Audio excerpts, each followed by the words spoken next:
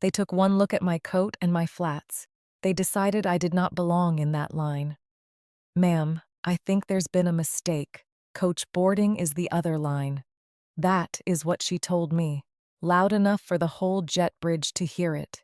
She had a tablet against her chest, a gold pin that said Ackerley. She smiled the way people smile at a math problem they have already solved. Wrong seat, wrong woman, wrong century probably, judging by the coat. She was right that a mistake had been made. She just had the wrong person holding it. Before that plane left the gate, a captain would step halfway out of his own cockpit. He would go stiff as a fence post. He would salute me, in front of everyone who had watched her send me to the back. And she still would not understand why. Not for another 90 seconds. I had a laminated card in my coat pocket. I never once took it out to prove a point. I had a folder on my lap. I had not opened it in 4 months, not because I could not, because opening it meant admitting he was really gone. And I had a boarding pass in my hand. It said 3A, First Class, Guest of Honor. She had not bothered to read past the seat number. She thought she was protecting her cabin from an old woman who had wandered up front. She had no idea. She was standing in the one row in America she could not afford to touch. But before any of that, there was a Thursday morning in Dayton, Ohio, cold enough to see your breath, and a phone call I almost did not answer. 3 days earlier, before everything at that gate, there was a phone call from the Pentagon Liaison Office. Before that, there was a folder Thomas mailed to himself. My name is Marjorie Coyle. I am 74 years old. I do not raise my voice. I raise my chin. That has gotten me through 40 years of Air Force wives' luncheons. 3 deployments I spent alone with 2 kids and a leaking roof. One funeral I still cannot talk about without stopping halfway through a sentence. So when a stranger half my age told me I did not belong somewhere, I did not argue with her. I have buried people who mattered more than her opinion of my coat. I live in Xenia, Ohio, 20 minutes east of Dayton, the kind of town with one blinking light downtown and a hardware store that still lets you write a check. Ruth at the Miller Street Diner pours my coffee before I sit down. She calls me Mrs. Coyle without me ever telling her my name. In a town of 11,000 people, everyone already knows who buried who. My husband was Colonel Thomas J. Coyle, 31 years in the Air Force, most of it as a navigator, the man other pilots called when they were lost in weather with no horizon and no idea which way was down. He used to say his whole career was just teaching young men how to find their way home in the dark. He was good at it. He was good at everything except staying alive past 68. He had been gone 4 months by that Thursday. Pancreatic cancer, the kind that gives you 6 weeks of warning and calls it generous. I sat with him every one of the last 41 days, in a hospice room that smelled like lemon disinfectant and flowers nobody had thrown out yet. He was sharp until nearly the end. That was its own kind of cruelty. He knew exactly what he was leaving me, and exactly what he was not going to be there for. One of the things he was not going to be there for was a change of command ceremony at the Pentagon. It honored the wing he had once helped build from nothing, a refueling squadron that flew tankers over the Pacific, back when half the crews were still finding their way by dead reckoning and a prayer. They had invited him a year ago, before the diagnosis, to stand at the podium as the old guard. 2 weeks before he died, too weak to lift a coffee cup, he asked me to bring him his laptop. He wrote them back himself. I still do not know exactly what he told them. I only know what came in the mail 3 days before that Thursday morning. A formal Pentagon invitation, addressed to me, Mrs. Marjorie Coyle, Guest of Honor, along with a boarding pass confirmation, and one handwritten note clipped to the front page. in his crooked, failing handwriting. Go sit up front, Margie. You navigated 40 years of my nonsense without complaining once.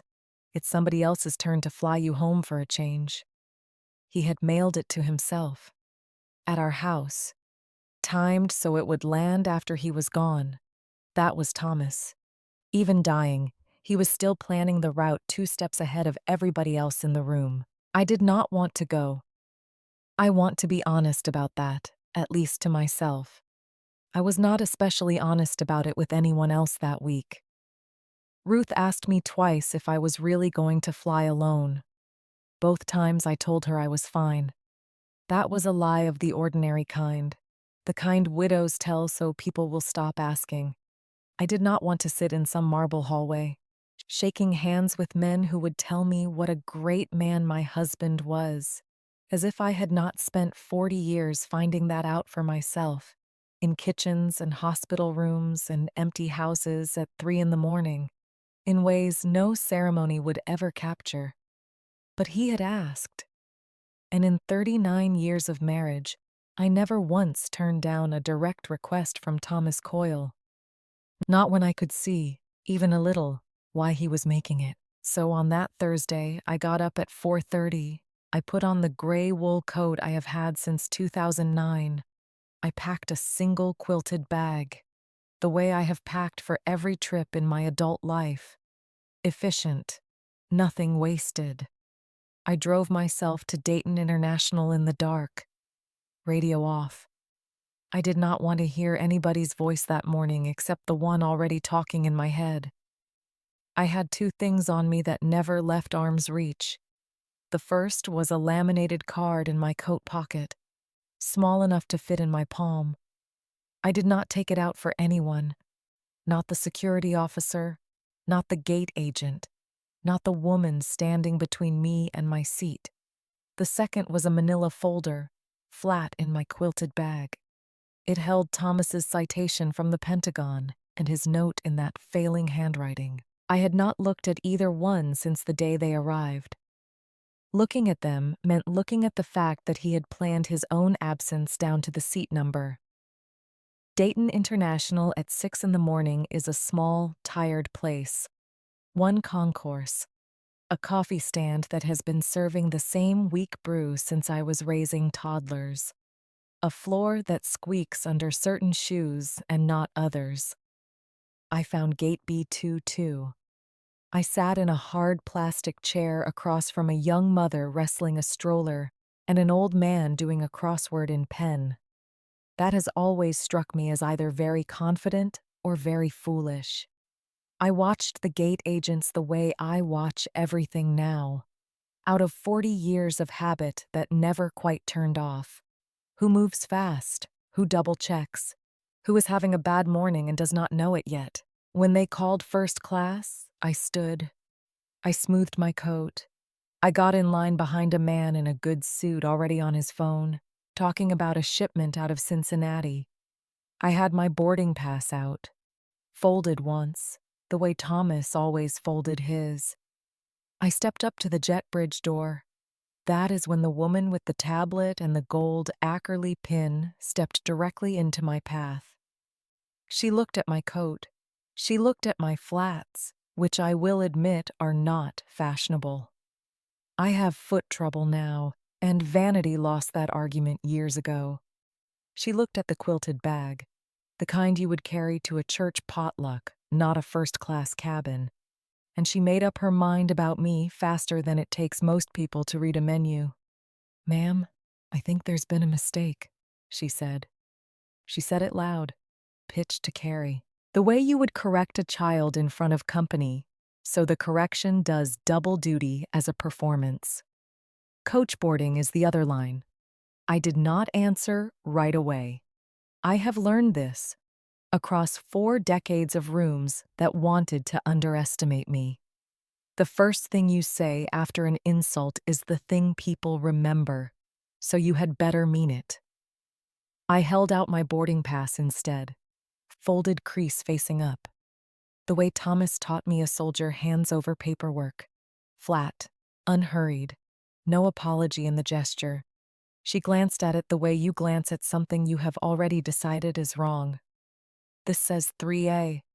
She said it like she was catching me in something. First class boards with priority only, ma'am. Is this your ticket?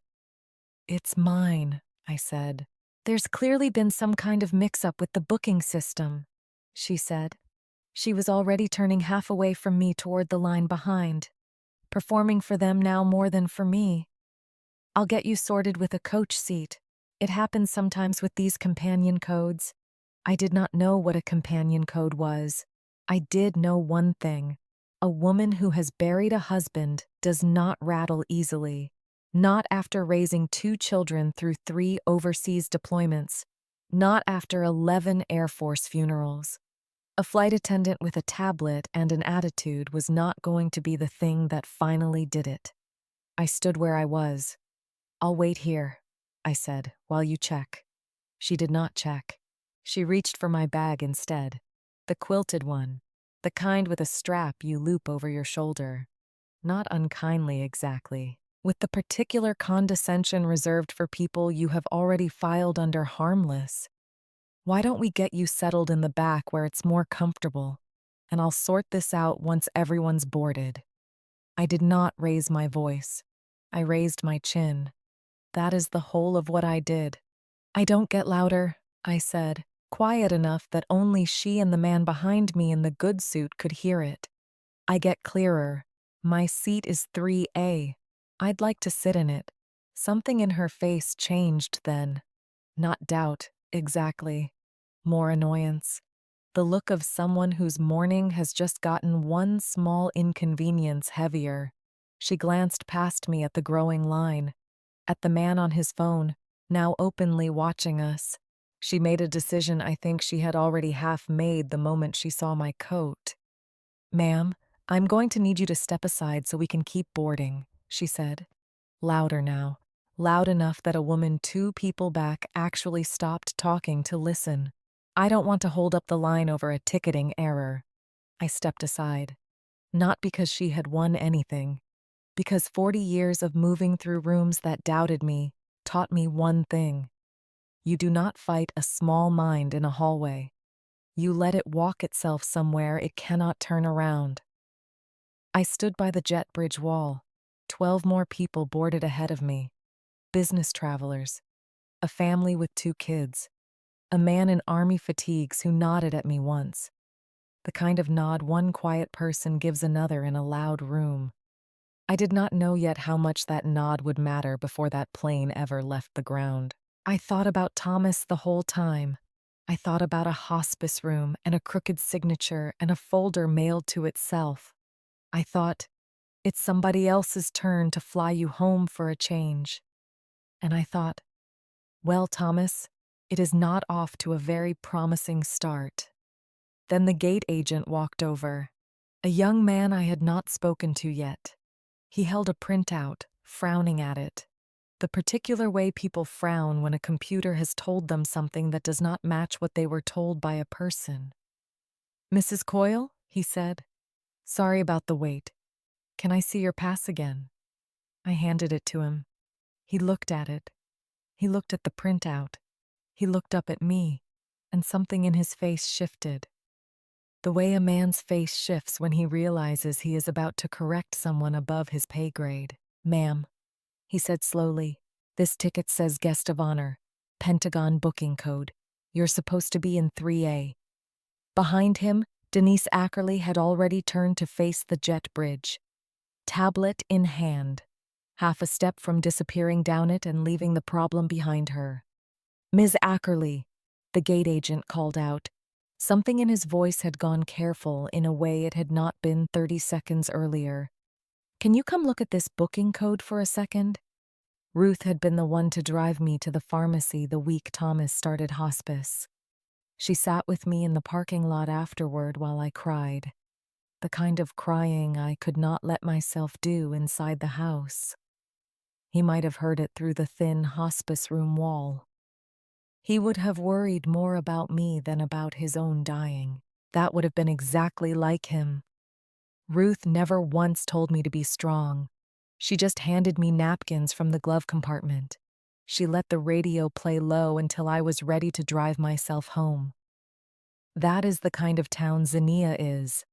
Nobody performs grief there. They just show up quietly and hand you what you need before you ask for it. Our daughter Catherine had offered to fly in from Colorado. Come with me to Washington. I had told her no. The way I tell most people no when they offer to carry something I believe I can carry myself. She had pushed back harder than usual. That told me she understood, better than I wanted to admit, how raw that particular week still was for both of us. In the end, we compromised. She would call me the moment I landed, and again after the ceremony. I would not, under any circumstances, drive myself to the airport at 4 in the morning without at least texting her first. I kept that promise. I texted her from the driveway, engine running, 5:19 in the morning. 3 words, leaving now. Love you. She wrote back almost instantly, the way only a daughter half a world away in spirit but never far in habit can. Drive safe. Sit up front like Dad wanted. Don't let anybody make you feel small today. I read that message twice in the dark car, engine idling. I thought, not for the first time, that Catherine had inherited more of her father's plain-spoken clarity than either of us usually gave her credit for. Denise Ackerley turned back from the jet bridge doorway. Stiff. The particular stiffness of a person who already senses the ground shifting under a decision she made too fast. She walked back to the podium. She took the printout from the gate agent's hand. She read it the way you read a document you are hoping says something other than what it says. I watched her face while she read it. I have spent 40 years reading the faces of young officers getting bad news for the first time, the ones who thought the mission would go the way they had briefed it. Denise's face did the same thing theirs used to do. First, a flicker of confusion, like the words on the page were in a language she almost knew. Then a small tightening around the mouth. The look of someone doing fast arithmetic on how much trouble this actually is. Then, and this is the part I recognized best, a kind of practiced smoothing over, the professional mask sliding back into place, because the show still had to go on, whatever was underneath it. There must be some kind of duplicate booking, she said, mostly to the gate agent, not to me. I'll just get her seated and we can sort the paperwork after the flight. That word, paperwork, told me everything I needed to know. Paperwork is what people call a problem they intend to bury, under enough forms that nobody follows it all the way to the bottom. She turned to me with a smile that had gone thin at the edges. Mrs. Coyle, is it? My apologies for the confusion. Let's get you settled. I did not smile back right away. An apology offered because you got caught is worth exactly nothing, not until it is tested by what happens next. Thank you, I said, because my mother raised me to be polite even to people who have not yet earned it. I followed her down the jet bridge. The cabin door was open when we reached it. A flight attendant I had not met yet, a younger man with a kind, tired face, greeted passengers at the threshold. Behind him, through the open cockpit door, I could see 2 men in uniform going through their pre-flight checklist, heads bent over instruments, the particular unhurried focus of professionals who have done a thing 10,000 times, and still respected enough to do it carefully the 10,001st. I stepped into the cabin. For the second time that morning, everything went briefly sideways. The tall man in the captain's uniform, seated in the left chair, looked up from his checklist at the sound of new passengers boarding. It is an automatic thing pilots do, I imagine. A habit of noting who is coming aboard the aircraft they are about to fly. His eyes moved past the first officer's shoulder, out through the open door, and landed on me. He did not look away. I had no reason, in that moment, to think anything of it. People look at old women in airports all the time.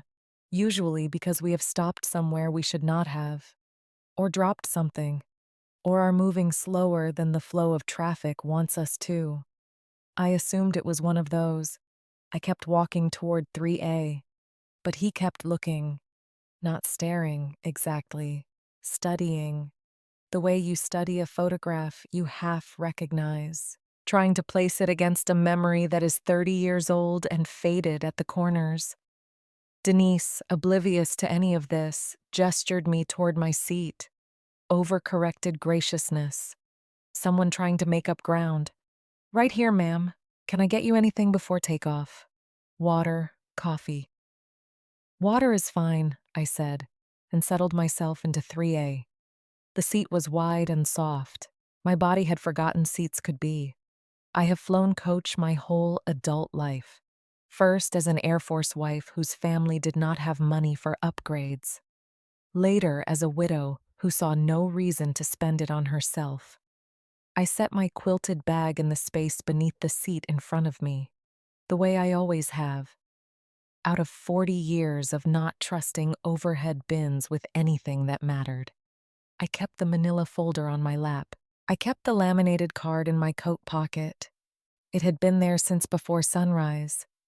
I looked out the window at the gray Ohio morning, at the ground crew moving under the wing in their orange vests. I thought, Thomas, I hope you can see this. Then I thought, that is a foolish thing to think. I let it go. Grief makes you foolish sometimes. There is no sense fighting that particular tide.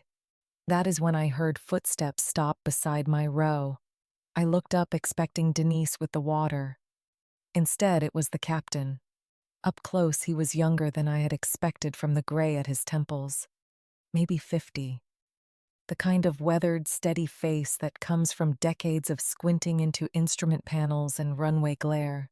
His name tag read Bosch. He was holding a printed manifest folded in one hand. He was looking at me the way a man looks at a door he is not sure he is allowed to open. Ma'am, he said, I am sorry to bother you before we push back. Is your name Coyle? Marjorie Coyle. It is, I said. Something moved behind his eyes. For a second, I thought he might actually have to sit down in the aisle. Were you? He said, and stopped, and started again. More careful this time, like a man choosing his footing on ice. Was your husband Colonel Thomas Coyle, navigator out of the old refueling wing? I felt my chest do something complicated. Grief has a way of ambushing you in the strangest places, not always at funerals, sometimes in grocery store aisles, sometimes at a stranger's question in a first-class cabin at 7 in the morning. He was, I said. He passed 4 months ago. Captain Bosch closed his eyes for just a moment, the way a man does when a private piece of news lands somewhere deep and unguarded. When he opened them again, there was something wet at the corner. He blinked it away fast. A professional's discipline reasserting itself. I flew tankers under him 22 years ago, he said. Pacific rotations. He was the reason 4 of us made it home through a storm system that grounded half the wing. I owe that man my life, ma'am. I owe him my whole career, if I am honest. Behind him in the galley, I saw Denise Ackerley freeze mid-motion with a water bottle in her hand, listening now, her professional smile faltering into something closer to alarm. He never mentioned names, I said, which was true. Thomas rarely told war stories. He told navigation stories instead. Dry technical accounts of headings and instrument failures. They only made sense as heroism if you already knew him well enough to hear what he was not saying.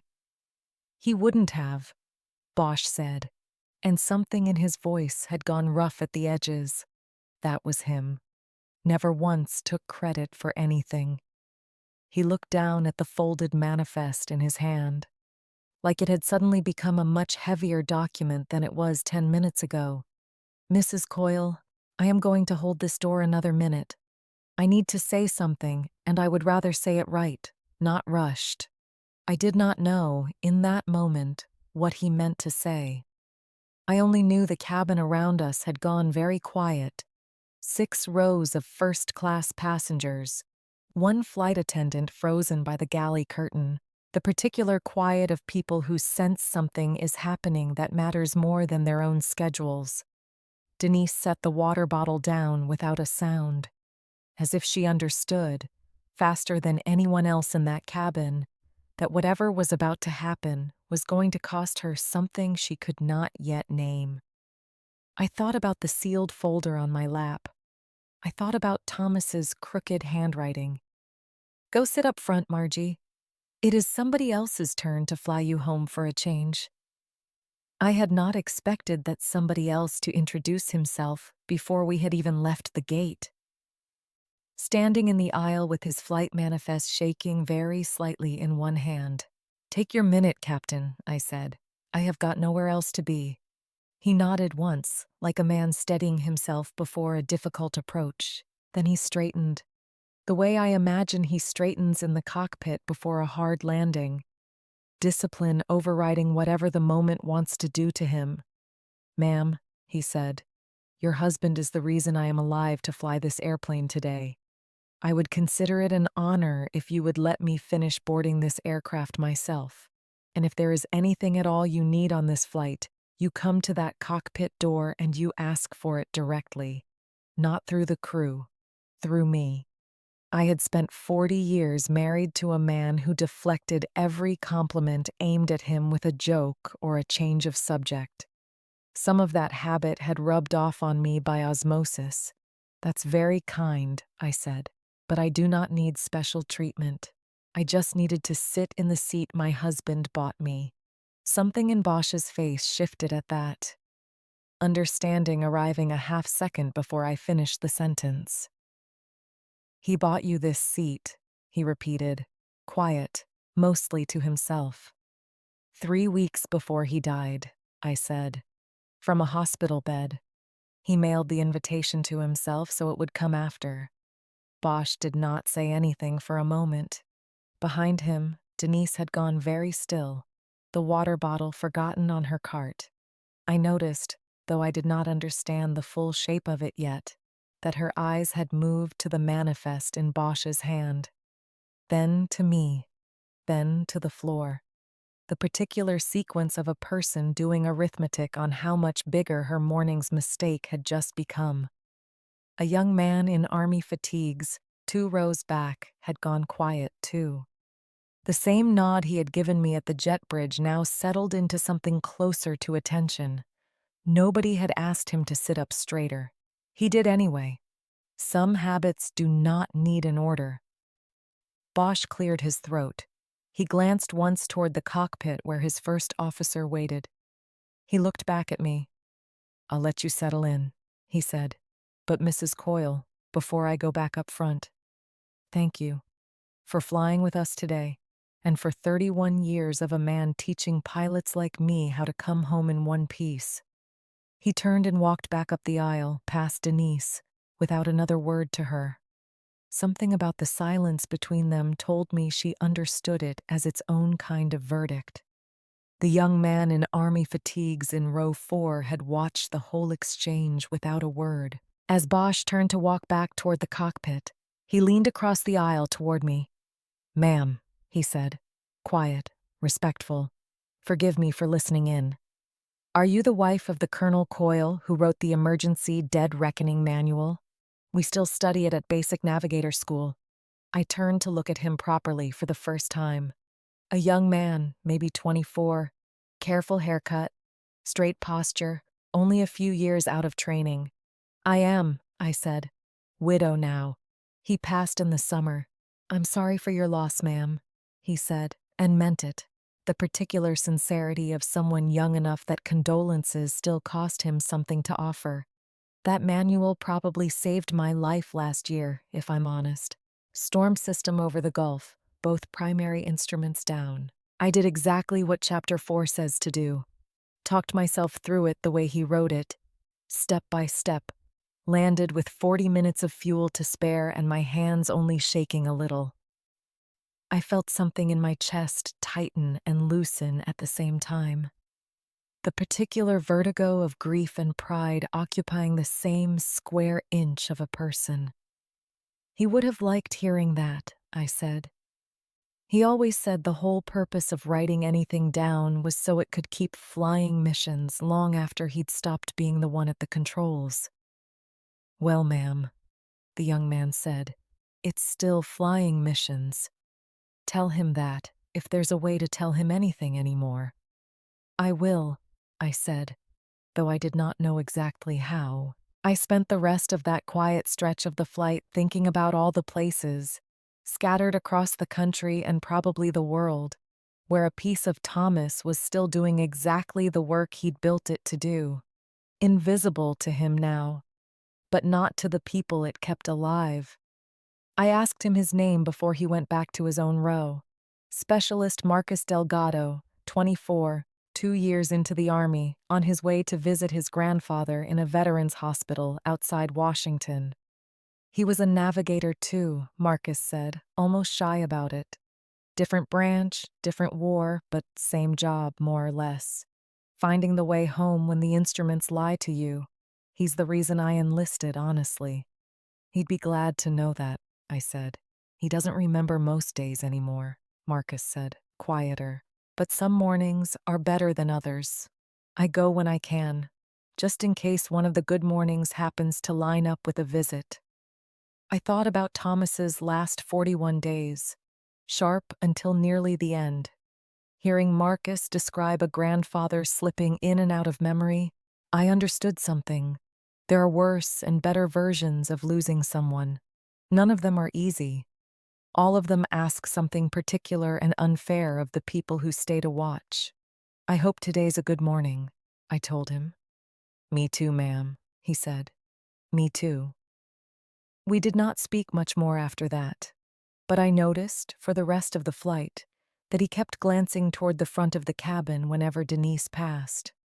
The same quiet vigilance I imagine he'd learned to carry into every room since basic training, watching for the moment somebody needed backup they hadn't yet asked for out loud. I noticed, watching him settle back into his own seat, that Marcus Delgado had the same habit I carried myself. Eyes moving, reading the room without seeming to. Some things get taught, some things get caught, like a cold, from the people who raised you. I did not know which one his grandfather's habit was. I suspected, watching him, that it did not much matter anymore. It had become simply his, the way Thomas's habits had become simply mine, 4 decades in, indistinguishable now from my own instincts. Boarding finished around us. Captain Bosch walked back toward the cockpit. For a few minutes, the cabin settled into the ordinary business of overhead bins and seatbelt clicks. A flight attendant recited safety instructions nobody watches. Denise Ackerley did her job through all of it, with a brittleness that had not been there an hour earlier. She smiled at the silver-haired couple in 1A and 1B. She offered the man in 3C a second mimosa, before we had even pushed back from the gate. She did not come near row 3 again for a long while. I understood that as its own kind of confession, the way a person avoids a room where they know they left something broken. I did not think much more about her in that stretch. My mind kept circling back to Thomas, the way it does now, unbidden, at the strangest hours. I thought about the last time we flew anywhere together. 6 years earlier, a trip to see our daughter in Colorado. He had insisted on carrying both our bags up the jet bridge even though his knees had already started to go. I thought about how he used to hum under his breath during turbulence, some tune I never recognized, a habit from decades of flying through weather that would have unsettled anyone else. I thought about how quiet the house had gotten since. 41 years of a man's voice in the next room, then none. The plane pushed back on schedule. I watched Dayton fall away below the window. The flat brown fields, the gray ribbon of the interstate, The water tower with the town's name painted on the side, the one you can see from 3 miles out if you know where to look. I have flown out of that airport more times than I can count. First, as a young Air Force wife, following Thomas from base to base. Later, as a mother visiting grown children. I never once got used to the particular ache of watching your whole life shrink down to the size of a fingerprint on the glass. We leveled off somewhere over West Virginia. That is when the trouble Denise Ackerley had tried to bury under the word paperwork started climbing back up out of the ground. It began with the tablet. I noticed her standing near the forward galley with it held close to her chest. The way you hold a thing you do not want anyone reading over your shoulder, scrolling through something with a small, tight frown. The younger flight attendant, the one with the kind, tired face, leaned over to look at whatever was on her screen. I watched his expression change the same way the gate agents had changed an hour earlier. Confusion first, then the particular stillness of a person deciding whether a problem is theirs to fix or theirs to report. I could not hear what they said to each other over the engine noise. I did not need to. I have spent 4 decades reading rooms without the benefit of the words in them. Whatever that tablet was telling her, it was not good news. It was not the kind of thing paperwork after the flight was going to smooth over. A few minutes later, the intercom crackled. "Denise, can you come up front for a second?" Captain Bosch's voice said, flat and professional, the tone of a man giving an instruction rather than asking a favor. She set down the coffee pot she was holding. She smoothed her uniform jacket with both hands. She walked the length of the cabin toward the cockpit with her spine very straight. The particular straightness of someone trying hard not to look like they are bracing for something. She was gone, almost 4 minutes. I know because I watched the little digital clock on the bulkhead screen count them off. Out of nothing but old habit. The same habit that made me count exits and count seconds and count anything at all that could be counted. Numbers are the one thing that never lie to you, even when people do. When she came back down the aisle, her face had the careful blankness of someone who has just been told something she cannot yet let show. She did not look at me. She busied herself with the coffee service. Refilling cups nobody had asked her to refill. The particular overcorrected diligence of a person trying to look occupied so no one asks her a question. The young man in army fatigues, 2 rows back in 4B, leaned forward slightly and caught my eye through the gap in the seats. He did not say anything. He just gave me the same small nod from the jet bridge. The kind that says I see what is happening here. I nodded back. The two of us understanding something the rest of the cabin did not yet. An hour into the flight, the older gentleman in 1A, the silver-haired man with the neck pillow, turned around in his seat. He spoke to me directly for the first time. "Excuse me," he said. I couldn't help but notice the trouble at the gate. "Are you all right?" "I'm fine," I said. "Thank you for asking. My son flew C-130s out of Little Rock," he said. 22 years. He always said the hardest part of the job wasn't the flying, it was getting people to see what he'd actually given up to do it. He looked at me a moment longer. Kind eyes. The particular gentleness of a stranger who has decided to be decent without needing a reason. "Whatever's going on up there," he said, nodding toward the cockpit. "I hope somebody finally sees it too." I thanked him again and turned back to the window. I did not yet fully understand what was going on up there myself. I did not want to promise a stranger an ending I could not yet see the shape of.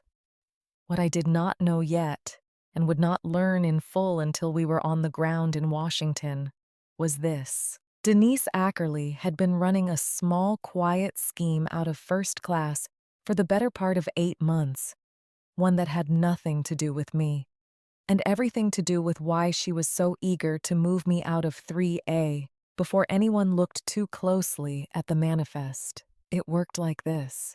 On flights where a first-class seat showed as unclaimed close to departure, gate staff had discretion to reassign it, usually to a standby passenger or an upgrade request. Denise had learned to flag seats as unclaimed a few minutes early. Before the true no-show window had closed, she reassigned them instead to a rotating handful of personal contacts, an elderly aunt of a coworker, a friend's mother, a man she had been seeing on and off who flew this route for work twice a month. In exchange, cash changed hands, sometimes $40, sometimes $100, slipped across a counter or handed over in a coffee cup with a false bottom. Small enough that nobody watching would think twice, frequent enough that over 8 months it added up. A little over $3,100, quietly pocketed off a system built on trust. She had flagged seat 3A that morning as unclaimed at 6:41 a.m., 14 minutes before the true cutoff, intending to seat a friend's mother there for the short hop and a folded 20. She had done it 11 times before without a single complication. In 11 previous instances, nobody had shown up with a legitimate ticket to contradict her. I was the 12th. I had shown up holding a Pentagon booking code with my name spelled correctly, and a guest of honor designation that no clerical error could explain away. A routine revenue integrity audit, the kind the airline ran quarterly on every flight attendant's seat reassignment logs, had already flagged her account 2 weeks earlier. An unusual pattern of early, unclaimed seat reassignments. The audit was sitting in a supervisor's inbox in Charlotte, waiting for a manual review scheduled, as it happened, for that very afternoon. Denise did not know that when she told me coach boarding was the other line. She only found out when Captain Bosch ran my name against the booking system to confirm what I had told him. He pulled up not just my ticket, but the seat reassignment log attached to it. He saw the timestamp, 6:41 a.m., 14 minutes before cutoff. Her employee code stamped on every line. That is what those 4 minutes in the cockpit had actually been. Not a captain quietly honoring an old debt to a navigator who had once brought him home through weather. Or not only that. It was also a captain looking at a fraud log with his own eyes, doing the math on how long it had been running. He understood, in about 90 seconds, that the woman working his cabin had tried to bump a war widow out of a Pentagon-booked seat. She was protecting a scheme already on a collision course with an audit. One she did not know was 2 hours from landing on her supervisor's desk. I did not know any of this yet.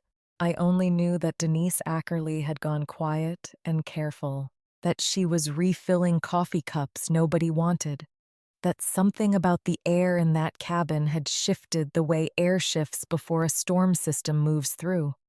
A pressure change you feel in your knees before you ever see the clouds. Somewhere over Maryland, close enough to Washington that the flight attendants began their final walkthrough, Denise came down the aisle one more time. She stopped at row 3. For the first time since the jet bridge, she looked at me directly instead of past me. "Mrs. Coyle," she said, and her voice had lost its earlier polish. "I owe you an apology for this morning. I was wrong about the booking. I hope the rest of the flight has been comfortable."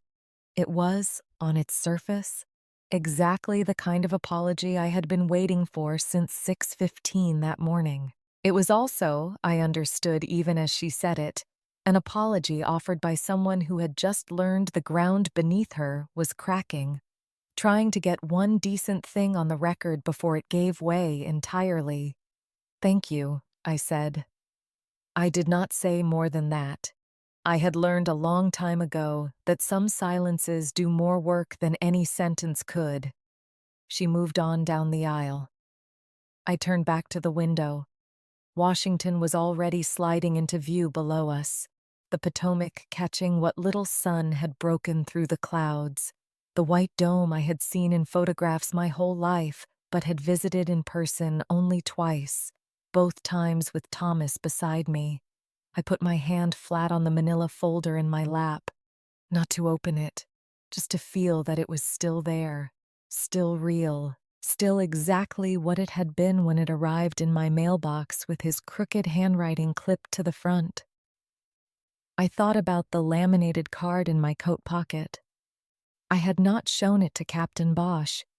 I had not shown it to Denise. I had not shown it to anyone since Thomas's funeral. The honor guard folded his flag into a tight triangle. They pressed it into my hands. Almost without thinking, I slipped the small card tucked inside its folds into my coat pocket instead of my purse. It had stayed there ever since. It was not proof of anything official. It was just his old identification tag, the one he had carried through 3 deployments, dented on one corner from an incident he never fully explained, warm from being carried against my body for 4 months straight. I did not need it to prove who I was. I had never needed it for that. I carried it because it was the last piece of him that had traveled with him through actual danger. Some habits, once they save your life often enough, do not stop just because the danger has passed. I understood that about Thomas better than anyone. I understood, sitting in that seat, that I had become the same way myself, carrying my one true thing through every room that doubted me, waiting for the room that finally did not. The plane began its descent. Somewhere behind me, I heard Denise's voice, quieter now, speaking with the younger attendant in tones too low to carry. I heard the words supervisor and Charlotte and I want to explain before they. Then the words trailed off into the general hum of a cabin preparing to land. I thought, too, about the last conversation Thomas and I had before the anesthesia made real conversation impossible. He had asked me, in that thin hospital voice, whether I still remembered the address of the house we had rented in Guam in 1980, our first overseas posting. 2 newlyweds a long way from Ohio with a window unit that never quite beat the humidity. I told him I did. Coral Drive, number 14. He smiled, satisfied, the way he always looked when a fact checked out against his own memory. Good, he said. You'll need that for the trivia when you're old and I'm not around to answer for you. I had laughed at the time. It seemed like exactly the kind of dry joke he made when he did not want to talk about what was actually happening. Sitting on that plane weeks later, somewhere over West Virginia, I understood it differently. He had been quietly checking, one last time, making sure the version of our life in my memory matched the version he carried in his. Some men leave their families money. Thomas left me an inventory, verified and correct, right up to the very end. I looked down at the manila folder again, at the outline of the citation and the note beneath it. I thought about how strange grief is, the way it lets you carry someone for months without truly touching them. A folder can sit on a shelf holding the last documented proof of a man's whole career. You can walk past it every day for 4 months simply because opening it means admitting the tense has changed, that everything about him now lives in the past instead of the present, was instead of is. I had married Thomas in the summer of 1985. A small chapel outside Wright-Patterson, my mother's borrowed pearl earrings, a dress I had altered myself because the base tailor was booked solid with 3 other Air Force weddings that same weekend.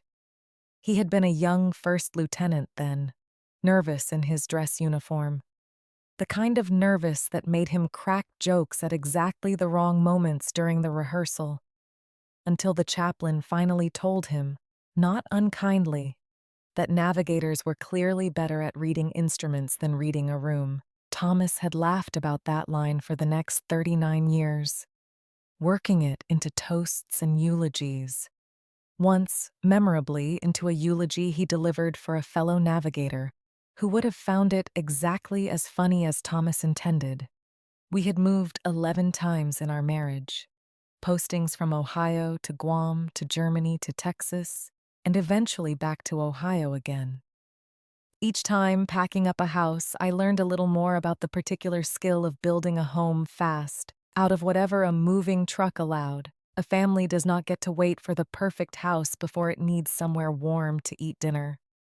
Thomas used to say I could make any base housing unit feel like Coral Drive within 72 hours of the truck arriving. I took that, at the time, as the highest compliment an Air Force wife could receive. I understand now it was really an observation about resilience dressed up as a joke about furniture arrangement. Those were not easy years, not in the way people imagine easy when they picture a marriage's early chapters. There were 3 separate deployments where I did not know, for stretches of weeks at a time, whether Thomas's aircraft had come home safely. Communication in those years was slower and less certain than anything a modern family would tolerate. I raised 2 small children through those silences. I kept the house running.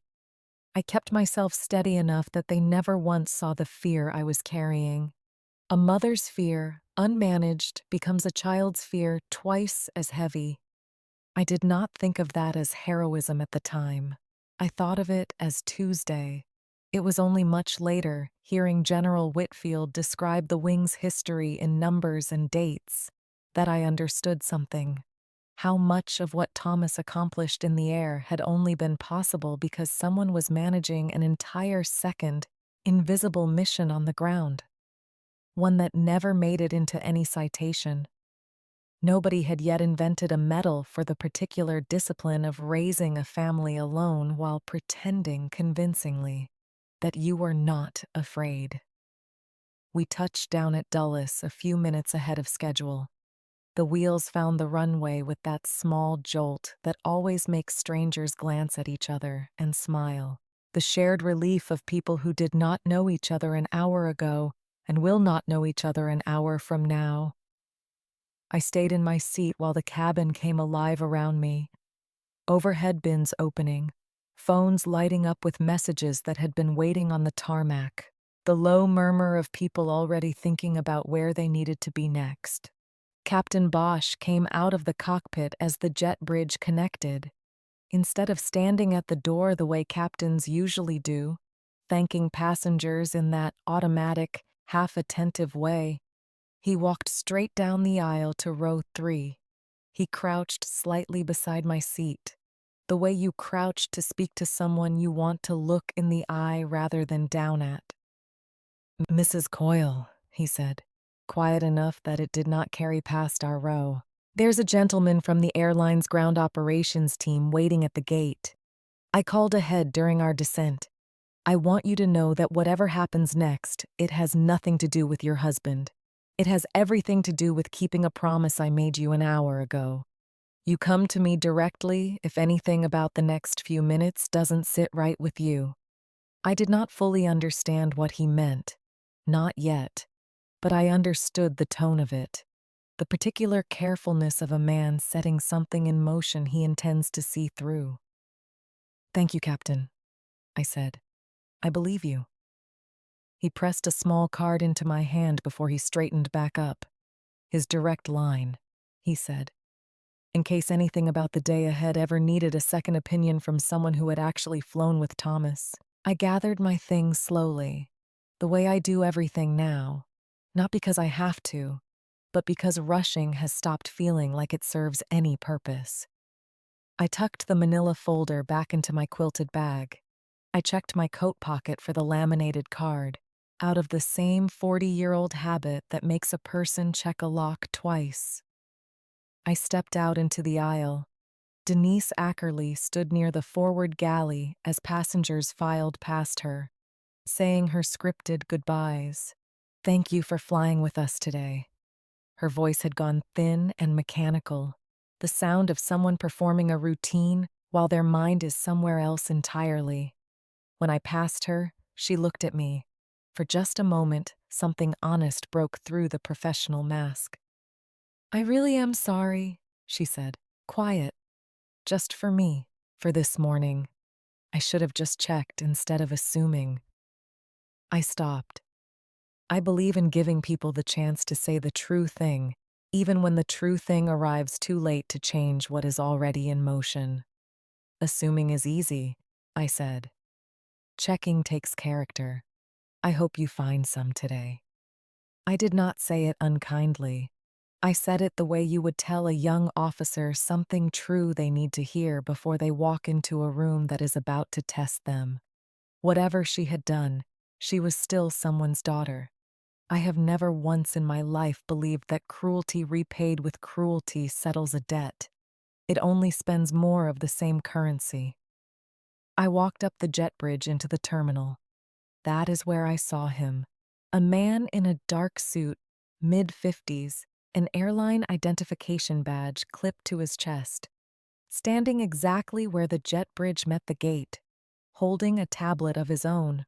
Though this one, I would soon learn, told a very different story than the one Denise had been holding all morning.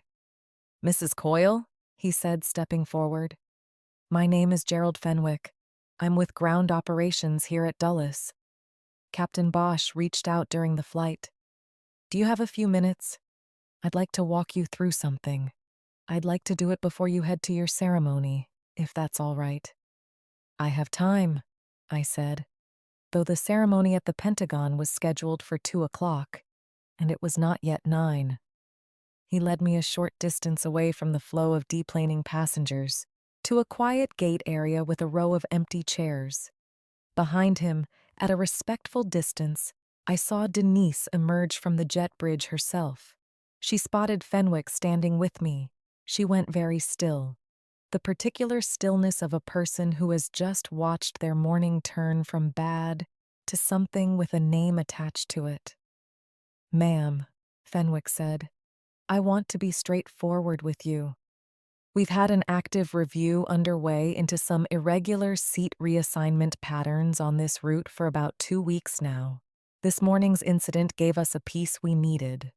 So did the flight log Captain Bosch flagged to me during descent. It moved the review forward today instead of next month.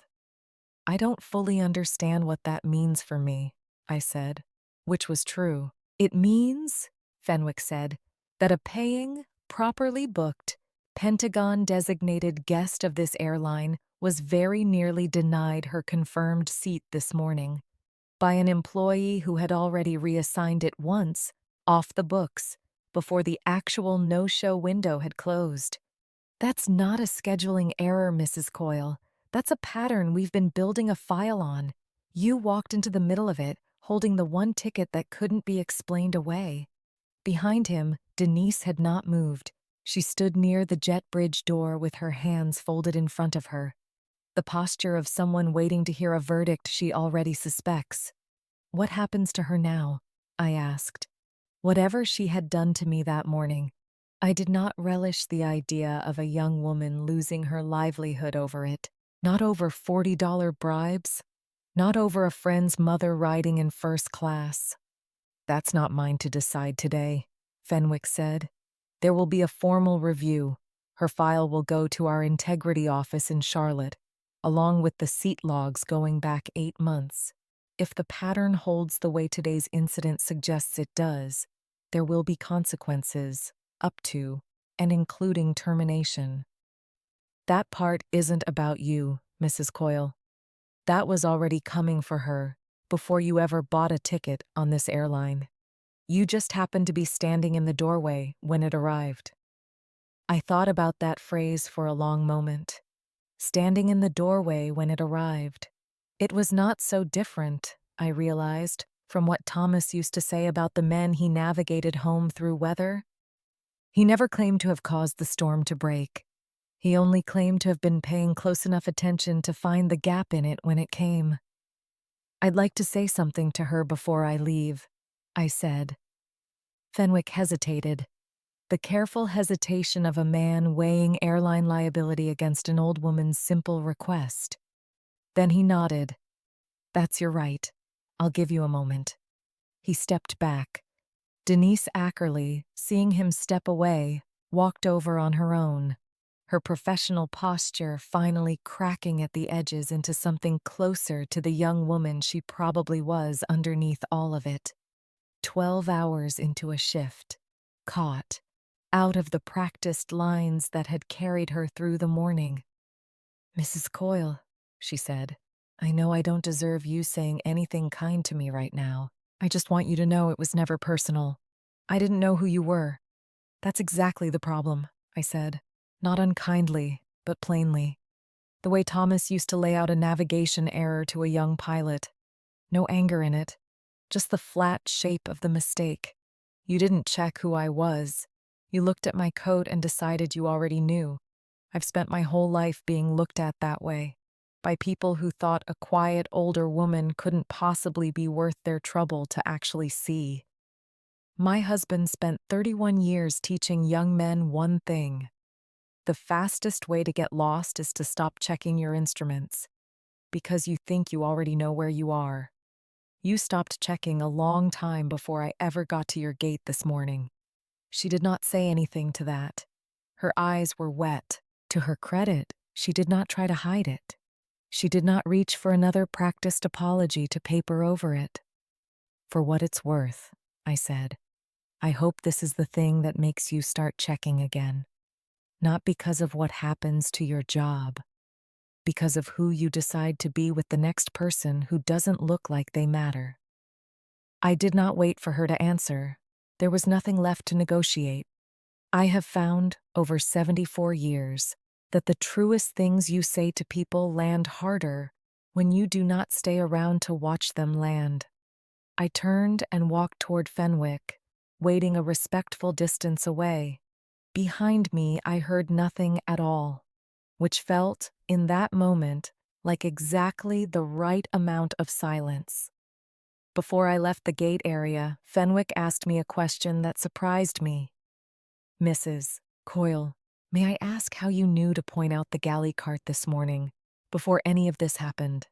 "Captain Bosch mentioned it in his report. Said it was the first thing you noticed getting on board." I thought about how to answer that honestly. My husband used to say a person's whole character shows up in the small checks nobody asked them to make, I said. He'd walk into a hangar and know within 30 seconds which crew chief was cutting corners, just by how the tools were laid out on the bench. I picked up the habit somewhere around our second posting and never quite put it back down. An unlatched cart in a moving cabin is a hazard whether anybody's watching or not. Seemed simple enough to mention it. "Simple enough," Fenwick repeated. Something in his tone suggested he did not find it simple at all. Most passengers wouldn't have noticed. Most crew members wouldn't have caught it either, if I'm honest. "Most people are looking at their phones," I said. "I've had a lot of years to practice looking at the room instead." He made a note of that on the small tablet he carried, though I could not see what exactly he wrote. Later, I would learn the galley cart incident had been added to that quarter's cabin safety briefing as a case study. An elderly passenger catching a hazard the crew itself had missed during a distracted boarding process. Nobody ever mentioned my name in the write-up, which suited me perfectly well. Some corrections do their best work anonymously. Fenwick walked me to the front of the terminal himself, past the security checkpoint, out to where a black town car was waiting at the curb. Arranged, he explained, by the Pentagon's protocol office. Captain Bosch's call had worked its way up through channels I did not fully understand. I did not especially want them explained to me in that moment. I had expected a taxi. I got a driver in a gray suit holding a small placard with my name spelled correctly. After the morning I had, that felt like its own quiet form of justice. "Mrs. Coyle," the driver said, opening the door for me. "Welcome to Washington. It's an honor." I texted Catherine from the curb, keeping my promise from that morning. "Landed safe. Bit of a story to tell you tonight. Sitting up front like your father wanted, eventually." She called instead of texting back, worry evident the second I answered. What kind of story, Mom? Are you all right? I gave her the short version, standing at the curb with my quilted bag at my feet, watching taxis pull in and out under the gray Virginia sky. She was quiet through most of it. Then, when I finished, she laughed. A short, surprised laugh that sounded so much like her father's it startled me. Of course, you turned a boarding mix up into an airline fraud investigation before 9 in the morning, she said. Only you, Mom. I didn't turn it into anything, I said. I just told the truth when somebody finally asked me for it. That's the same thing with you, Catherine said. I could hear, in her voice, an echo of something Helen Draper would say to me hours later in that Pentagon auditorium. The same observation arriving twice from two women who had never met. That told me it was probably true. I love you.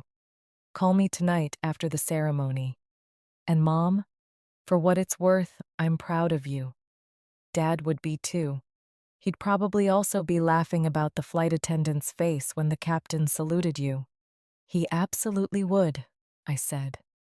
For the first time that whole strange morning, I let myself laugh along with her, the two of us sharing something small and warm across 1,000 miles. Exactly the kind of moment Thomas had spent his whole quiet plan trying to give me.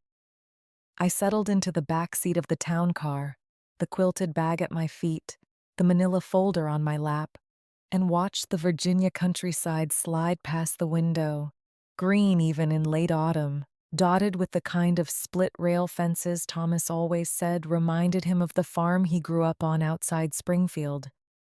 I thought about calling Catherine again, just to hear her voice once more before the ceremony, and decided against it. Some stories need to finish happening before you can tell them properly. Mine, I sensed, without yet knowing why, was not finished.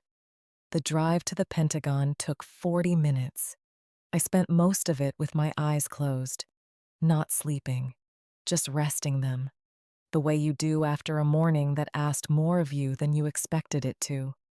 When the driver finally announced we had arrived, I opened my eyes to see the building itself, low and vast and gray against a clearing sky, more massive in person than any photograph had ever made it look. I felt, for the first time since Thomas died, something that was not quite grief and not quite pride. It sat somewhere close to both of them at once. I thought, watching the Pentagon grow larger through the car window, about how strange it was to be arriving there as a guest of honor instead of a wife trailing a step behind. 40 years married to the uniform without ever once wearing it myself. I had stood at enough retirement ceremonies, enough change of commands, enough funerals to know the choreography of these rooms by heart.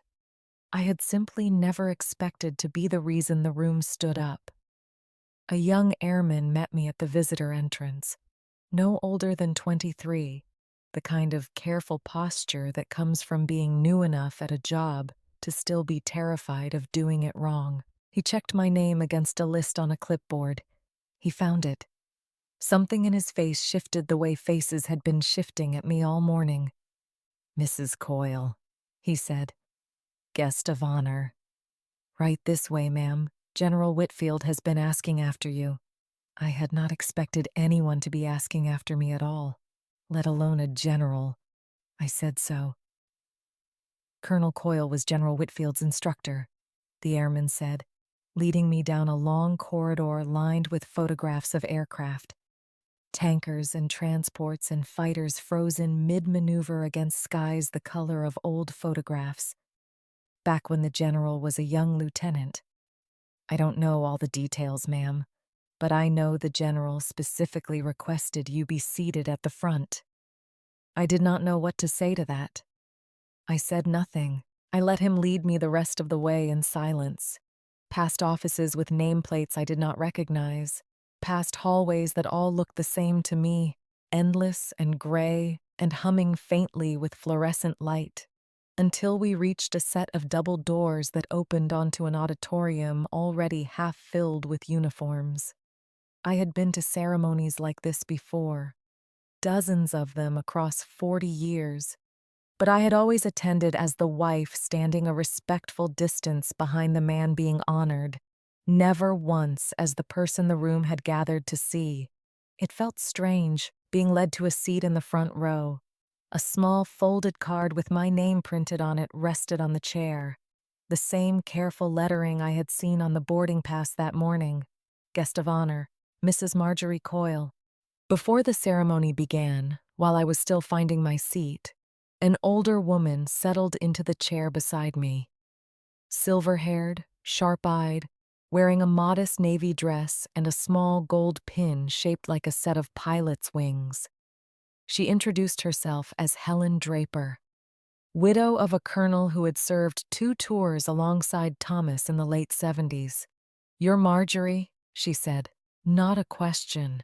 I heard about this morning, the gate business. News apparently traveled through military circles the way it always had, faster than official channels ever managed. It's been a strange day," I admitted. "It gets easier," Helen said. She meant something larger than the morning, I understood. The whole business of being a widow in rooms that used to belong to your husband and now, awkwardly, belong to no one in particular. The first year, people either forget you exist or they only see you as half of somebody else. It takes time before they see you as whole on your own account. "How long did it take you?" I asked. 11 years, she said, and laughed, not bitterly, just honestly. George has been gone 11 years, and I still catch myself introducing myself as his wife before I remember to just say my own name first. She patted my hand once, briskly, the way an older sister might. "You'll get there faster than I did. You already put a flight attendant twice your confidence in her place before 9 in the morning." That's a running start most widows don't get. I found myself laughing for the first time that whole difficult day. A real laugh, startled out of me by a stranger's plain observation. "I didn't put her in her place," I said. "I just refused to move." "In my experience," Helen said, "that's usually the same thing." A tall man in a general's uniform approached before I had even finished sitting down. Silver-haired, maybe 70 himself, moving with the deliberate care of someone whose knees had given him trouble for a long time, but who refused to let it show in how he carried himself. "Mrs. Coyle," he said, extending a hand. "Robert Whitfield. I flew under your husband in 1981, out of Guam, back when I was young enough to think I already knew everything and old enough to be dangerous about it." "He never mentioned you by name," I said. That had become, I realized, something close to a refrain for me that day. He rarely mentioned anyone by name. General Whitfield laughed, a short, warm sound. "That sounds exactly like him." Thomas Coyle could talk for 20 minutes about a heading correction and never once tell you it saved 4 aircraft and 11 lives. I only found out what he'd actually done for my crew years later, from someone else's account, because he never once brought it up himself. He paused. Something more serious settled over his face. "I was very sorry to hear he passed. I wrote to you. I don't know if the letter ever reached you in time." "It reached me," I said. "I still have it. I read it the week after the funeral, when I could finally read anything at all." He nodded. For a moment, neither of us said anything. The particular silence 2 people share when they both understand grief well enough not to try filling it with more words than it needs. "I asked that you be seated up front today," he said finally, "because your husband is the reason this entire wing exists in the shape it does. He wrote the training protocols we still use for navigator certification, 22 years after he stopped teaching them himself. He is, in every meaningful sense, still flying this wing home, even now." I felt my eyes go hot. The particular ambush of grief arriving sideways when you least expect it. in an auditorium full of strangers in uniform instead of alone in your kitchen at midnight, which is where it usually found me these days. Thank you, General, I managed. That means more than I can easily say this morning. I understand you had some trouble getting here, he said. Something in his tone told me the news of the flight had already traveled faster than I would have guessed possible. A small misunderstanding, I said, about which seat I was supposed to be sitting in. Captain Bosch called ahead to our protocol office, Whitfield said. He wanted to make sure ground transportation was arranged properly, given the circumstances. He mentioned, in passing, exactly the kind of misunderstanding it had been. He held my gaze a moment. For what it's worth, Mrs. Coyle, the Air Force does not forget its own. Even the ones who never wore the uniform themselves, but carried its weight for 40 years regardless. You are not a guest here today. You are the reason a great many of these men and women are alive to attend this ceremony at all. I did not know how to answer that. I simply nodded. I let him lead me the rest of the way to my seat, where the folded card with my name sat waiting, where for the first time all day I finally allowed myself to feel something like pride instead of only grief. The ceremony began at 2 o'clock exactly, the way military ceremonies always do, a precision that used to comfort me during Thomas's career, and comforted me still. A world that ran on schedules instead of on the whims of people who thought they already knew who mattered and who did not. A color guard presented the flags. A chaplain gave a short invocation. Then General Whitfield took the podium. He began to speak about the history of the 22nd Air Refueling Wing, founded in 1968. The wing Thomas had joined as a young lieutenant in 1974 and stayed with, in one capacity or another, for the next 31 years. He spoke about specific missions, dates I recognized from Thomas's old logbooks. A storm system over the Pacific in March of 1981 had grounded half the wing. It nearly claimed 4 aircraft. Then Lieutenant Coyle recalculated a heading correction by hand, using instruments that had partially failed. He brought every one of those aircraft home safely. He spoke about the navigator certification protocols Thomas had authored in 1993, still in use today, cited by name in training manuals across 3 different commands. He spoke about a rescue mission in 1989 that Thomas rarely discussed even with me, in which he had guided a downed crew to a recovery point, using nothing but dead reckoning and a working knowledge of ocean currents that saved 4 more lives. I sat and listened to a stranger describe my husband's career in numbers and dates I had half known and half never known at all. The way you learn the true shape of a person sometimes only after they are gone, from the mouths of people who watched him from angles you never got to see yourself. Then General Whitfield said something that made the entire auditorium go still. Colonel Coyle's widow is with us today, he said. I understand that on her way here this morning, an airline employee questioned whether she belonged in a seat arranged for her, weeks in advance, by this very office. A murmur moved through the room, uniforms turning toward each other in quiet disbelief. I want to say, for the record, Marjorie Coyle has belonged in every room she has ever walked into for the past 40 years, whether the people in that room understood it at the time or not. I felt every eye in the room shift toward me. I did what I have done for 40 years in rooms like that one. I raised my chin. I kept my hands folded in my lap. I did not let my face show more than I wanted it to show. But inside, something loosened that had been tight since 6:15 that morning. A knot I had not fully realized I was still carrying. Whitfield continued, his voice steady but warmer now. Colonel Coyle spent 31 years teaching young officers how to find their way home when every instrument in front of them said they were lost. I would like to think that somewhere in this room today, a little of that lesson has finally found its way back to us. He looked directly at me. Mrs. Coyle, on behalf of the wing your husband built, thank you for 39 years of sharing him with the rest of us, and for one very long morning of proving, once again, exactly the kind of woman he chose to come home to. The applause that followed was not the polite, obligatory kind.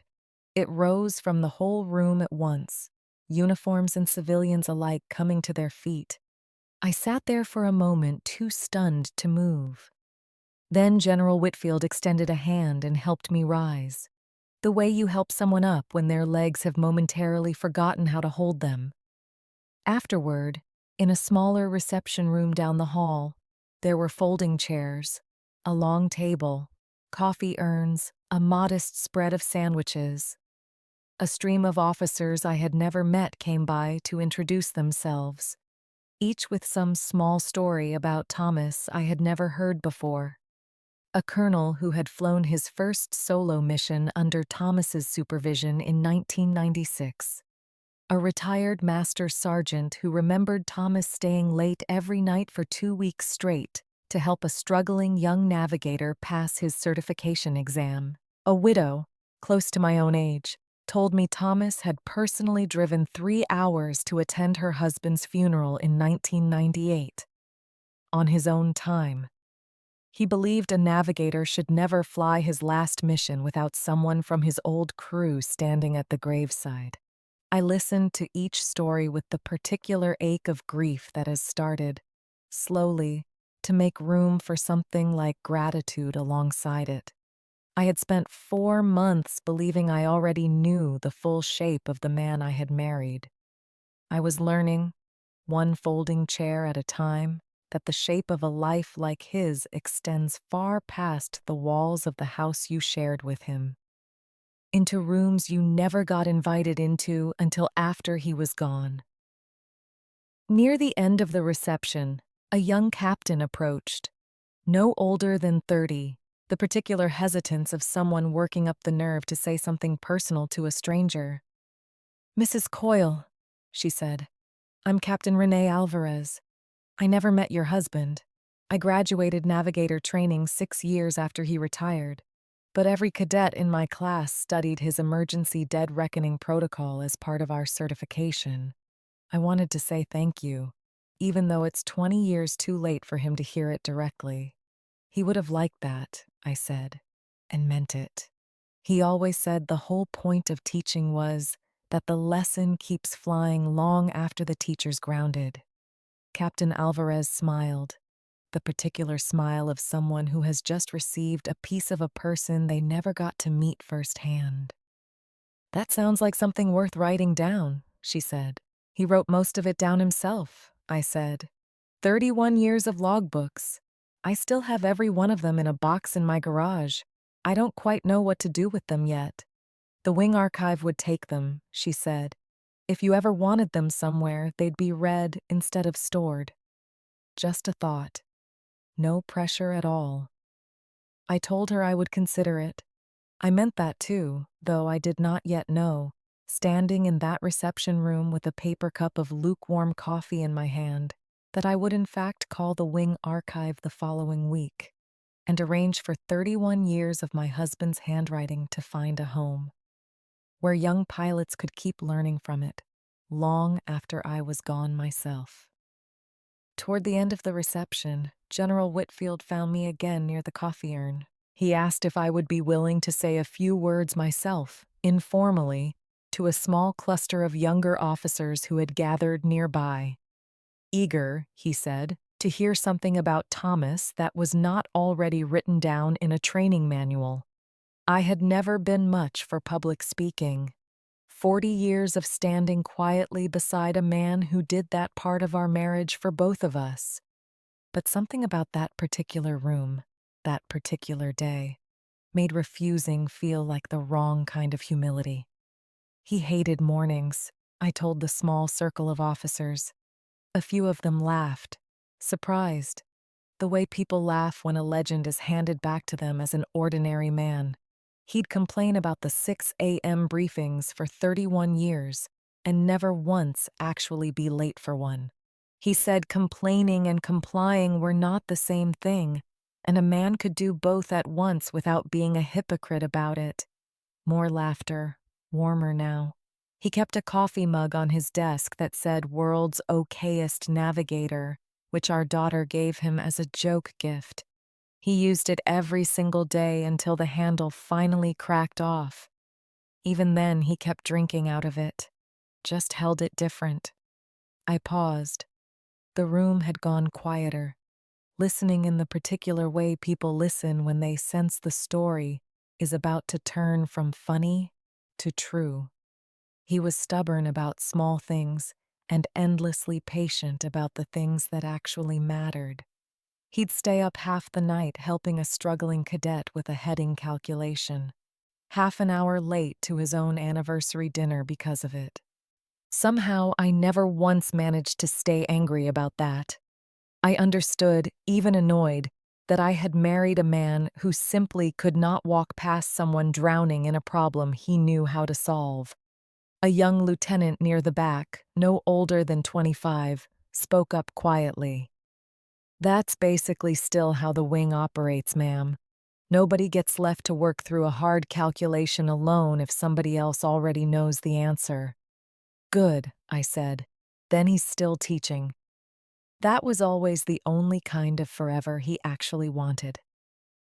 Near 4 o'clock, when the reception had thinned to a handful of stragglers and General Whitfield was deep in conversation with a group of younger officers by the coffee urn, I found a quiet corner near a window overlooking the Pentagon's inner courtyard. I finally allowed myself to open the manila folder I had been carrying, unopened, for 4 months. Inside was the citation Thomas had drafted for himself, the formal invitation from the wing, and beneath both of those, a single sheet of hospital stationery covered in his crooked, failing handwriting, longer than the note he had clipped to the front page, one he had clearly meant only for me to read once I was already sitting in that seat he had bought me. "Margie, if you're reading this, you made it up front, and knowing you, you probably made somebody's day difficult convincing them you belonged there. Good. You always did have to convince people twice. First, that you were serious, and second, that you were right. I watched you do it for 40 years, and I never once saw you lose. I'm not asking you to grieve me today. I'm asking you to let this one room finally see what I saw every single day since 1974. A woman who navigated harder weather than I ever flew through and never once asked anyone to notice. Consider this me noticing, one last time in writing, so it can't be argued with. I love you. Go sit up front. You earned every inch of it." I read it twice, standing alone by that window. I did not try to stop the tears this time. Some things are not meant to be carried with a straight spine. I let myself cry quietly for a man who had spent his last working weeks making absolutely certain that I would end this particular day exactly where he wanted me. Seen. Finally. Completely. Seen. I folded the letter back into the manila folder. I tucked it into my bag. I might have let the whole matter of Denise Ackerley end there, quietly, the way most of my life's real justice has ended, without fanfare, without an audience, simply the truth arriving where it needed to arrive. But 3 days later, back home in Xenia, I received a phone call. It told me the story was not, in fact, finished. It was Gerald Fenwick, the ground operations man from Dulles, calling from a number I did not recognize.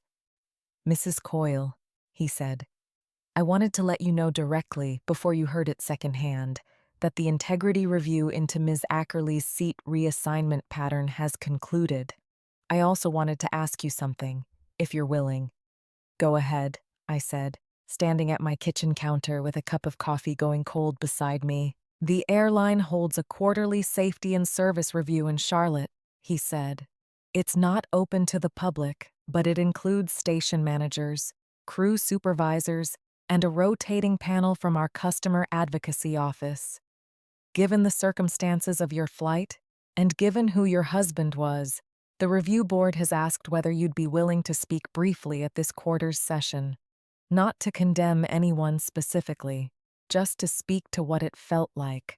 On the receiving end of the pattern we found, I thought about it for a long moment, the phone warm against my ear, the kitchen quiet around me the way it had been quiet for 4 months now, ever since Thomas stopped filling it with his particular brand of noise.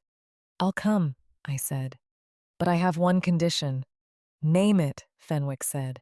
"I want Ms. Ackerley to be in the room when I speak," I said. "Not to be humiliated.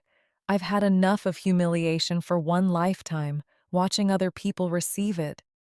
I just think if she's going to hear anyone's account of that morning, she should hear it from me directly, not from a file." Fenwick was quiet for a moment. "That's not typically how these reviews are structured, ma'am. But given everything, I think I can arrange it." He did arrange it. 3 weeks later, I found myself on another flight. This one uneventful. A middle seat in coach that I chose deliberately, though the airline had offered to upgrade me. I had made my point about seat 3A the first time. I did not need to make it twice. I flew to Charlotte on a gray Tuesday morning very much like the one that had started all of this. A car met me at the gate. I was taken to a conference room on the 14th floor of the airline's regional headquarters. A long table, a dozen chairs, a wall of windows looking out over a runway busy with departures. Denise Ackerley was already seated when I arrived, near the far end of the table, dressed not in her uniform but in a plain gray blazer, her hands folded tightly in her lap. She looked smaller out of uniform, younger, the particular smallness of a person stripped of the costume that had let her perform confidence for 8 months while quietly running a scheme underneath it. She stood when I entered. An old habit or a new one born of nerves, I could not tell which. "Mrs. Coyle," she said, "thank you for coming." "I said I would," I said. I took the seat that had been reserved for me at the head of the table. Beside a woman I would soon learn was the airline's vice president of customer experience, a sharp, attentive woman named Patricia Wren. She ran the meeting with the brisk efficiency of someone who had sat through a great many uncomfortable conversations and had long since stopped flinching from them. Before the review began in earnest, while we were still waiting for the room to fill and a young assistant was arranging water pitchers along the table, Denise leaned toward me, unprompted. She asked a question I had not expected. "Mrs. Coyle, can I ask you something, off the record, before this starts?" "You can ask?" I said. "Did you ever think about just letting it go?" She asked. "After the flight, you could have flown home, said nothing, and none of this would have happened. Nobody would have blamed you for that." I considered the question seriously. It deserved a serious answer. I thought about it, I admitted. For about a day. But I kept coming back to something my husband used to say about small errors in navigation. He said the dangerous ones are never the big, obvious mistakes. Everybody catches those. It's the small ones, the quarter-degree drift nobody bothers correcting, the kind that puts you somewhere entirely different by the time you notice. What you did to me was a small thing, in the scope of a whole life, but it was sitting on top of 11 other small things. I didn't think anyone else was in a position to notice the drift before it became something worse for somebody else. Somebody without a Pentagon booking code to argue with. That's a very generous way to describe someone catching you stealing, Denise said. Quiet. "I didn't say it was generous," I said. "I said it was accurate. Those aren't always the same thing, but this time they happen to be." She did not say anything more after that. Something in her posture had changed. The particular stillness of a person absorbing a truth they were not quite braced for. I understood, watching her, that whatever came out of that room in the next hour, some of the real correcting had already begun happening quietly, in that small window before anyone official had even sat down. Fenwick had mentioned before the review began that Denise's file included a note from her original hiring supervisor. It described her as one of the most naturally gifted young employees the airline had brought on in years. Sharp, likable, quick to learn every system the job required. I thought about that note more than once during the review itself, watching her hands shake on the conference table. It seemed to me the saddest kind of failure, not a lack of ability, a slow erosion of judgment that nobody had caught in time. The exact kind of quarter-degree drift Thomas used to warn young navigators about. "Can I ask you something else?" I said, near the end, before Patricia Wren moved to close the meeting. Denise nodded, wary but attentive. "How did it start? Not the mechanics of it. I understand those well enough now. When did you first decide the rule didn't apply to you, just this once?" Denise was quiet for a long moment. When she answered, her voice had none of the polish it carried at the gate that morning. "My mother was sick last winter," she said. "Insurance didn't cover everything. I picked up extra shifts, but it still wasn't enough some months. A coworker mentioned almost as a joke that unclaimed seats sometimes just went empty anyway, no harm done. I told myself the first time was a one-time thing, just to cover one bill. It wasn't. I kept telling myself that same lie every time after, that it was just this once, right up until this morning when it very much was not just this once anymore. The room was quiet. I understood, hearing that, something I had not fully appreciated before. The 11 small betrayals before mine had not started as calculated greed. They started as the particular desperation that convinces good people to justify one bad decision. Then a second. Then a pattern they no longer recognized as a pattern at all. "That doesn't excuse it," I said, gently but plainly. "But it does explain it. Those are different things worth keeping separate in your own head going forward." My husband used to say most people don't fail because they're bad. They fail because they stop checking their instruments and start flying on feel, and feel lies to you exactly when you can least afford it. Patricia Wren made a note of her own at that. Later, when the terms of the suspension were finalized, I noticed the airline had added a mandatory session with an employee financial counseling service alongside the retraining. A detail Fenwick told me privately had not been standard practice before that meeting. It had become standard practice for every review going forward, a small, permanent correction to a system that had clearly been missing it.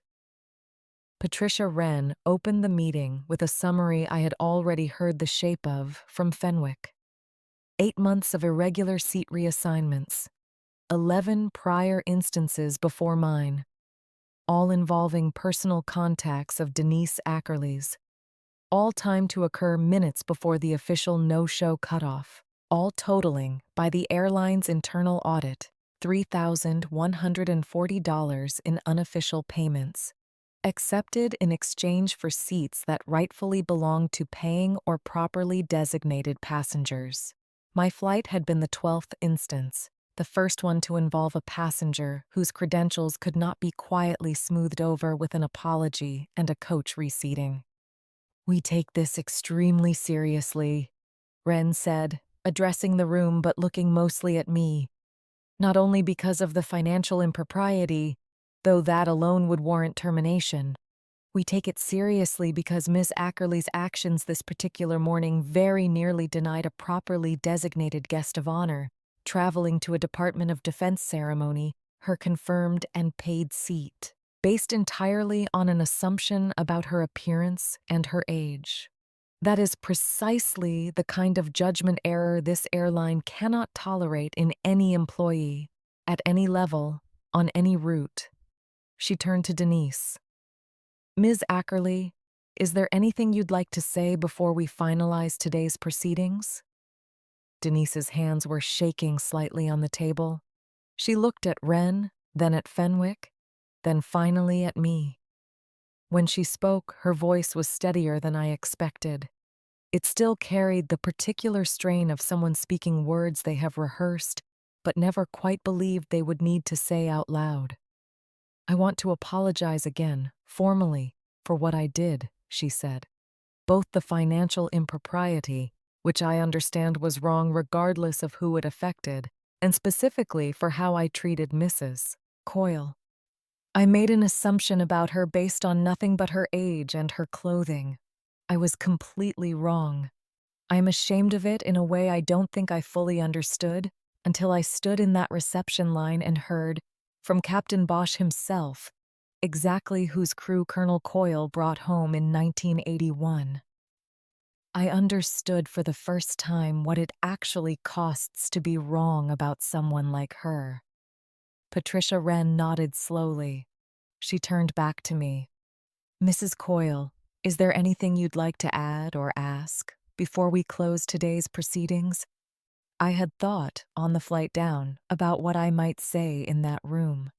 I had imagined something firm, something that would land the way General Whitfield's words had landed in that auditorium, a public reckoning delivered with the full weight of everything Denise Ackerley had put me through. But sitting there, watching a 29-year-old woman's hands shake on a conference table while a room of executives decided her professional future, I found something. The anger I might have expected to still be carrying had already burned itself down to something quieter. I don't need her fired to feel like justice happened, I said. I've buried a husband. I've sat through 11 military funerals in my lifetime. I have a fairly settled sense by now of what actually matters and what doesn't. What happened to me at that gate was small, ugly, but small. What worries me more is how many other people it happened to.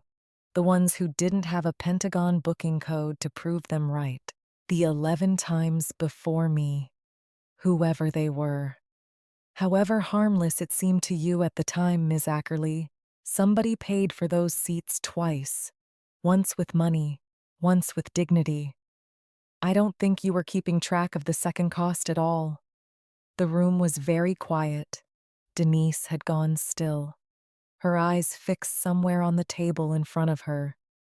I'm not asking for cruelty, I said. My husband spent 31 years teaching young pilots that the whole point of finding your way home is that you don't get there by punishing yourself for every wrong turn along the way. You get there by correcting course and flying the rest of the way properly. What I am asking, Ms. Wren, is that whatever consequence this review decides on, it comes with an actual path back to doing this job honestly, if she wants it. Not because she's earned my forgiveness yet. She hasn't. But because I don't believe permanently ruining a 29-year-old woman over one bad year serves anybody's dignity. Mine included. Patricia Wren was quiet for a moment, studying me with an expression I could not fully read. That's a more generous position than most people in your seat would take, Mrs. Coyle. I've had more practice than most people forgiving things that don't come easy, I said. That doesn't mean I think forgiveness should be free. It shouldn't be. It should cost something, or it isn't worth much. Wren turned to Denise. Given the financial impropriety involved, termination remains on the table as our standard remedy. Legally within our rights, given 8 months of documented conduct.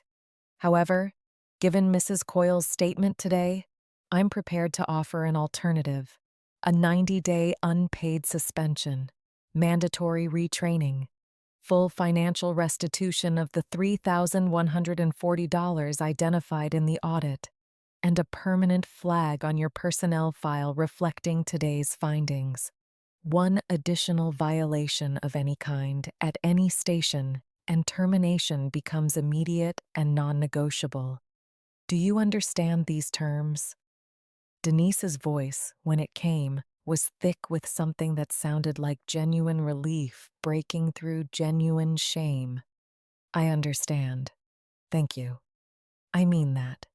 Thank you. Don't thank me, Ren said. Thank the woman sitting to my left. This isn't how these reviews typically end. Denise turned to me. For a long moment, neither of us said anything. Then she said quietly, I don't know how to repay this. You don't repay it to me, I said. You repay it to the next person who walks up to your gate looking like they don't belong somewhere. That's the whole ledger.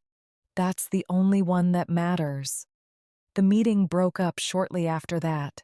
Chairs pushed back, folders closed, the particular deflation that follows any room that has just held more feeling than its furniture was built for. Fenwick walked me to the elevator. He thanked me again for coming. He told me my flight home was booked in first class, seat 2A this time. No discussion. No questions asked at any gate along the way. I told him Coach would have been fine. He told me some things, once corrected, deserved to stay corrected on purpose, not just by accident. I found I did not have much of an argument against that. In the elevator down, alone, I took the laminated card out of my coat pocket for the first time all day. I looked at it properly. Thomas's old identification tag, dented on one corner, warm from 4 months against my body. I had carried it through an airport, an audit, and a boardroom. I had never once needed to hold it up to prove I belonged anywhere. It had done its work simply by being there, the way the truest things usually do, quietly, without asking anyone's permission to matter. The flight home passed without incident, after everything. That felt like its own small mercy. Seat 2A, a window this time. A young flight attendant named Priya who checked on me twice without hovering. A landing in Dayton just as the sun was starting to slip behind the flat autumn horizon. I did not hear from Denise Ackerley again for almost 2 months. I assumed, when the silence stretched that long, that she had taken her 90 days and her retraining and moved on somewhere quieter. Somewhere far from an old widow who had watched her career nearly end at a departure gate in the rain. I did not blame her for that. Some encounters are easier to walk away from than to keep circling back to. Then, in early winter, an envelope arrived at my house in Xenia. Handwritten. No return address I recognized. The postmark read, Charlotte, North Carolina. Inside was a short letter, in careful, deliberate handwriting. Nothing like the rushed scrawl I imagined a flight attendant might use on the fly between boarding calls. Mrs. Coyle. I finished my retraining 2 weeks ago, and I'm back on the schedule, coach cabin only for now, which is fair, and honestly right. I wanted you to know that I think about that morning at the gate almost every shift. Not with shame anymore, though there was plenty of that at first. Mostly I think about what you said in Charlotte, about the 11 people before you who didn't have a way to prove me wrong. I started, a few weeks ago, actually checking. Every seat, every assumption. It's slower. Passengers get impatient with me sometimes because I won't just wave someone through based on how they look or how confident they sound. I don't mind the impatience anymore. I enclosed a small money order. It's not the full restitution amount. That's already been handled through payroll. This is something separate, a donation in your husband's name to the Wing Scholarship Fund at the base education office. I looked it up myself. I hope that's all right. Thank you for not letting them fire me, without also making sure I understood exactly what I would have been getting away with if you had. Denise. The money order was for $200. A modest amount against a $3,000 restitution figure. But I understood, reading her letter twice at my kitchen table, that the amount was never really the point of it. I called the Wing Education office the following morning. I confirmed the donation had arrived. I asked that it be recorded not under my name, but under Thomas's, exactly as she had requested. A small scholarship line that would, in some quiet, bureaucratic way, keep his name attached to young pilots for a few more years than I would otherwise have managed on my own. I wrote her back a single sentence. Checking twice is a habit worth keeping for the rest of your career, not just this year. I did not sign it with anything more than my name. I have found that the sentences which matter most rarely need decoration to land. Winter moved into spring, the way it always does in Ohio, slow and reluctant. I settled back into the rhythm of a life built mostly around Ruth's coffee, the church on Sundays, and the particular quiet of a house that had belonged to two people for 39 years and now belonged to one. I did not think about that morning at the gate every day, but I thought about it more than I expected to, usually at odd moments. Waiting in a grocery line, watching a young cashier size up an elderly man ahead of me with the same quick, careless judgment Denise had once aimed at my coat. In March, I finally called Captain Bosch's number, the one he had given me before I left the plane that first morning, tucked inside a small card he had pressed into my hand at the gate without a word. I had kept that card in the same coat pocket as Thomas's dog tag ever since. Two small proofs of two different men who had each, in their own way, spent a career bringing people home safely. Bosch answered on the third ring, surprised, and then genuinely pleased once he understood who was calling. We talked for nearly 20 minutes about Thomas, about the wing, about a young captain named Alvarez who had apparently already requested a transfer to a training role, specifically so she could keep teaching the emergency dead reckoning protocol Thomas had written 30 years earlier. Near the end of the call, almost as an afterthought, he mentioned he had flown with Denise Ackerley twice since that morning. She had, in his words, become the most meticulous flight attendant on his rotation, checking every seat assignment twice before boarding began, sometimes to the mild irritation of passengers in a hurry. People change slower than we'd like most of the time, I told him, but sometimes they change exactly when it counts. Thomas used to say something close to that, Bosch said, about navigation, that the correction only matters if you make it before the mountain, not after. That sounds exactly like him, I said. For the first time in a long while, I laughed, a real laugh, at a man 4 months gone who somehow still managed to have the last useful word in nearly every conversation I had. That spring, I finally sorted through Thomas's 31 logbooks in the garage. I boxed them up for the wing archive, the way Captain Alvarez had suggested. I kept only one for myself, the earliest, water-stained along the spine. 1974, his very first year. I placed it on the shelf beside the folded flag from his funeral. Beside it, in a small frame Ruth helped me pick out at the hardware store, I put his dog tag, the same one I had carried in my coat pocket since the day they buried him. Ruth still pours my coffee before I sit down at Miller Street. She still calls me Mrs. Coyle, though these days she sometimes adds a small nod after it.